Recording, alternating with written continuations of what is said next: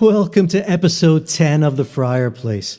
And while we're all still in the Halloween spirit, today we'll be exploring both the pagan and the Christian roots of that holiday. But then I'll be filling you in on a pretty exciting development. Here's a clue. I'm taking the FriarPlace on the road in the Friar truck.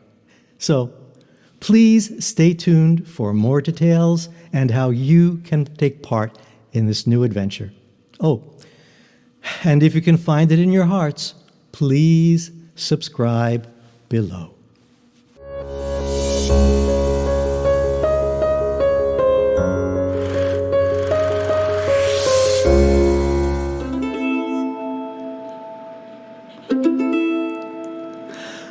A soul cake, please good missus, a soul cake, an apple, pear, a plum, or cherry, any good thing to make us all merry. 1 for Peter, 2 for Paul, and 3 for him that made us all. So we're in the season of AllHallowTide, encompassing the Triduum of All Saints' Eve, Halloween, All Saints' Day, All Hallows, and All Souls' Day, which happens to be today. The little wassail that I just sang is all about this time of year, when long ago people, mostly children and the very poor, would walk the streets of Great Britain, offering prayers for the dead and for those kind enough to give them something to eat. Kind of sounds a little bit like trick or treat, doesn't it? But this is also a time of year which untold numbers of people still celebrate one way or another, from Wiccans in Salem, Massachusetts, to the majority of the 2.5 billion Christians throughout the world who religiously keep AllHallowTide, beginning at sunset on October 31st and ending at sunset November 2nd. I guess remembering the dead is just something people do.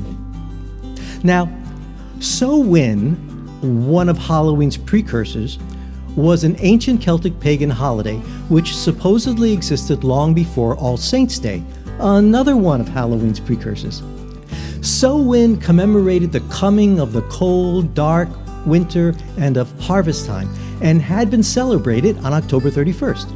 The word itself simply means summer's end in Gaelic. Now, while Samhain, on the one hand, commemorated the changing of the seasons, it was also believed to be a day of heightened spiritual activity, what's been called Thin Time, when portals are thought to open up between the realms of the dead and of the living. And while contemporary Christians may no longer understand AllHallowTide that way, well, earlier Christians certainly did.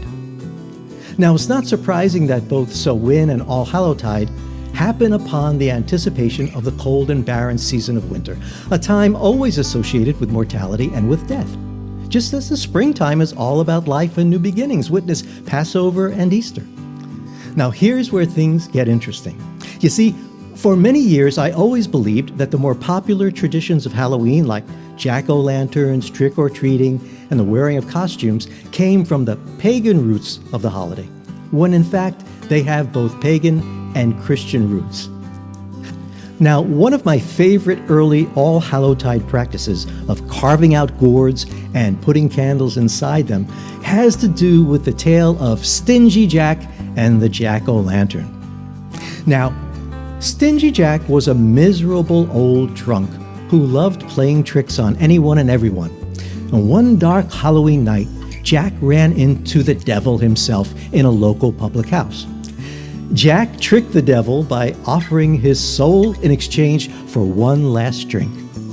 The devil quickly turned himself into a sixpence to pay the bartender, but Jack immediately snatched the coin and deposited it into his pocket next to a silver cross that he was carrying. Thus, the devil could not change himself back, and Jack refused to allow the devil to go free, until the devil had promised not to claim Jack's soul for 10 years.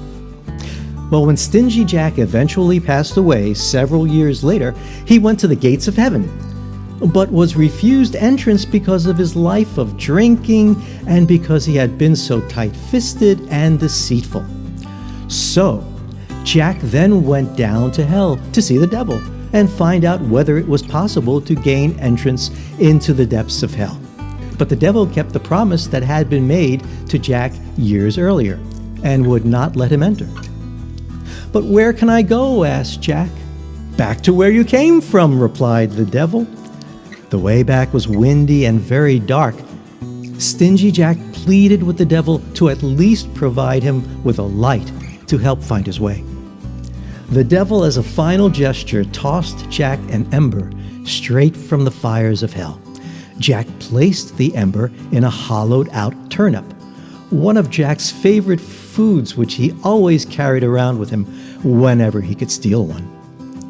From that day forward, Stingy Jack has been doomed to roam the earth without a resting place and with only his little turnip to light the way in the darkness. It's interesting that the jack-o'-lantern is one of my favorite Halloween traditions because as a little boy, my cousin, who's 6 years older than I, used to terrorize me by chasing me around our basement with his headless dummy in tow, just like the headless horseman from Washington Irving's Legend of Sleepy Hollow did to Ichabod Crane, and which some of you may recall involved a deadly jack-o'-lantern. So, happy AllHallowTide to you, and may the memories of all your loved ones be eternal and always be a blessing. But don't go anywhere yet. There's a little more to come. So I'm about to undertake an experiment unlike anything I've ever done before. I'm going to attempt to return live music to people's lives, some of its wonder, joy, and beauty. One of the hardest hits since the pandemic has been live music. And while you can always stream music from around the world on your smart device, nothing can replace the experience of being in the presence of a live musician with other human beings in real time, and as music happens right before your eyes and ears. One of my favorite unofficial saints, Dorothy Day, once said that the world will be saved by beauty. Well, there happens to be a whole lot of ugliness out there right now, and after November 3rd, we just may see even more. This is a time when we all need to do what we can to, as St. Francis said, heal wounds and unite what has fallen apart. Well, I can make some music that has the potential of bringing otherwise disparate people together to a place of peaceful, hopefully joyful encounter. Now let me tell you what this is going to look like. First, I'll be traveling to California from Detroit while staying in an old Volkswagen van called Francis the Friar Truck.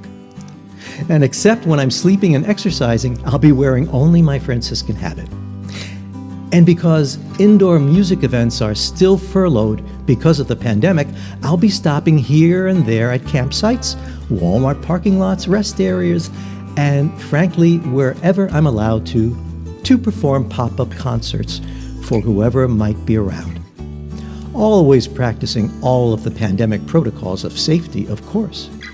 I'll be filming the whole adventure, including my encounters with strangers along the way, and even what it's like to live, sleep, eat, exercise, and pray while living in a van. I'll be getting out a more detailed itinerary, so if you happen to notice that I'll be passing through your neck of the woods, let me know. And just maybe you can help me set up an outdoor concert venue in your neighborhood.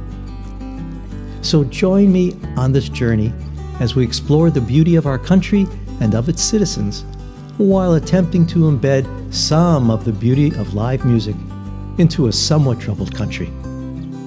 There'll probably be a more immediate way for me to post my daily video updates, and I'll get that out as soon as it's ready.